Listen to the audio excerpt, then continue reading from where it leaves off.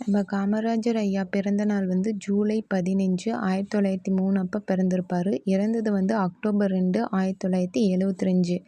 அவருடைய பிறந்த நாளை வந்து கல்வி வளர்ச்சி நாளாக நம்ம கொண்டாடுறோம். அண்ணாதுரை ஐயா பிறந்த நாள் வந்து செப்டம்பர் 15. டாக்டர் எஸ் ராதாகிருஷ்ணன் பிறந்த நாள், அவருடைய பிறந்த நாள் வந்து செப்டம்பர் 5. அதை வந்து ஆசிரியர் தினமாக கொண்டாடுறோம்.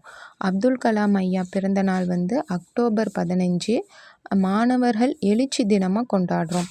அப்துல் கலாம் ஐயா பிறந்த நாள் வந்து அக்டோபர் 15, மாணவர்கள் எழுச்சி தினமாக கொண்டாடுறோம்.